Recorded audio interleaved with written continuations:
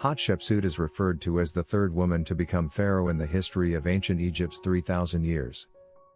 She was an iconic leader whose reign was associated with great architectural wonders and the prosperity of Egypt. Historical accounts of her as a female pharaoh are quite a few, because she insisted on being depicted as a man with a beard and muscles. Hatshepsut was born to King Thutmose I. But this was not how she rose to the position of being pharaoh in Egypt. Her rise to power came after she was made to marry her half-brother, Thutmose II, at the age of 12. She was the elder of two daughters born to her father. Her half-brother was born from her father's relationship with one of his secondary wives. In 1492 BC, Hatshepsut's father died, and her half-brother became pharaoh. Thutmose II also passed away at a young age in 1479 BC. But before then, he had a daughter named Neferu with Hatshepsut. Thutmose II also had an infant son named Thutmose III from another woman. Because of how young Thutmose III was when Thutmose II died, he couldn't take charge of Egypt. This forced Hatshepsut to step in and act as regent. She remained regent for 7 years before she took full control, becoming a pharaoh and co-ruler of Egypt. There are different reasons speculated as to why she took this decision. One states that she got power drunk and so decided to take control of the powers and rulership of the kingdom. Others insisted that there was brewing chaos within the royal family for the throne and so she had to step in order to safeguard the position for her stepson. The new pharaoh fought greatly to keep herself on the throne and prove that she was worthy of the position. Insisting that she had a direct lineage to the throne, she reminded people who fought against her that her father made her successor. She said she wanted to be portrayed as a man with muscles and beard. And so her statues and images were masculine looking. Sometimes she wore male clothes but she was mostly in traditional female regalia. Referred to as the Queen of the Nile, Hatshepsut's rise to power was controversial but it brought many successes to Egypt. As part of her government, she kept her supporters in key positions including Senenmut who was her chief minister and suspected to have been her lover. Her reign saw the rise of beautiful architecture, especially in the area around Thebes. One of such building project was the enormous memorial temple at Deir el-Bahari, which is still referred to as her greatest achievement as pharaoh. Also, the dynasty before her brought about the great destruction of arts and monuments. She took it upon herself to rebuild these structures, and even made them more beautiful and greater. She is credited for the rebuilding of the precinct of Mut located at Karnak, the construction of the Red Chapel at the same location, and also the construction of the Temple of Pakhet at Beni Hassan. Most of the monuments featured in many museums around the world were built by this pharaoh. The tallest standing obelisks in the world were commissioned during her reign as the Pharaoh of Egypt. Another great achievement Hatshepsut had during her reign was the authorization of a trading expedition.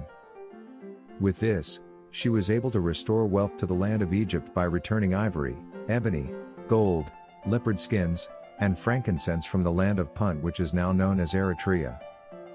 These returns were of great use to the land of Egypt and this greatest female pharaoh was the first to transplant trees from country to country, burn incense and use them as eyeliner and also introduce foreign animals such as apes, giraffes, and panthers to Egypt.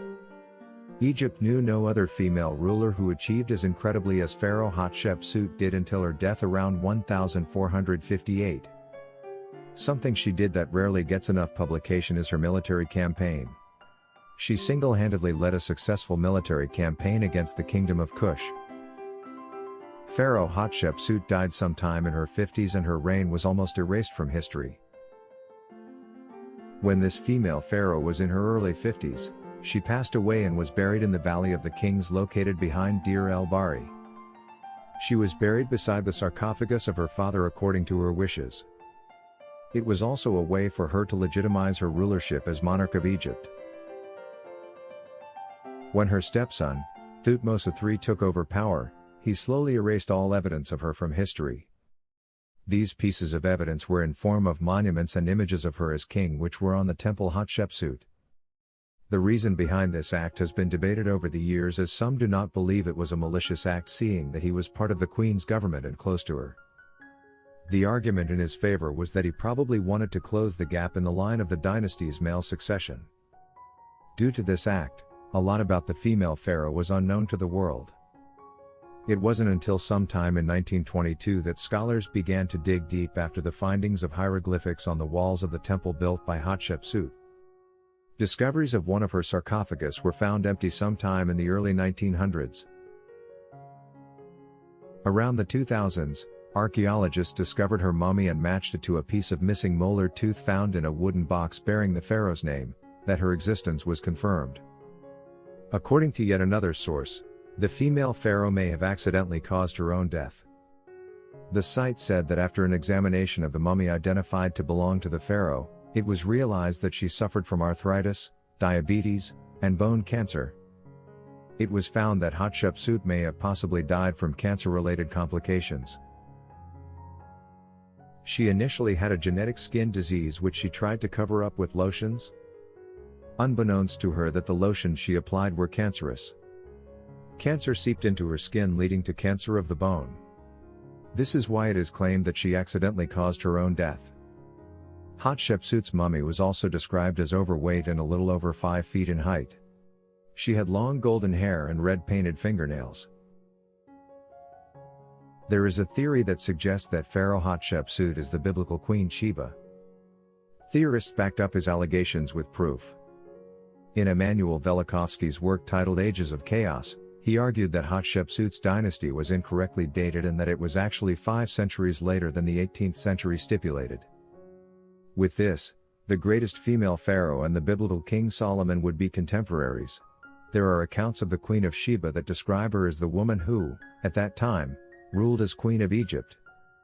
The author of Ages of Chaos also stated his beliefs about the land of Punt and Jerusalem being the same. The treasures and wealth brought back to Egypt from the land of Punt were said to have been found by the Jordan River Valley. This theory has remained a topic of debate for a while, and more of it can be found in the book released in 1895.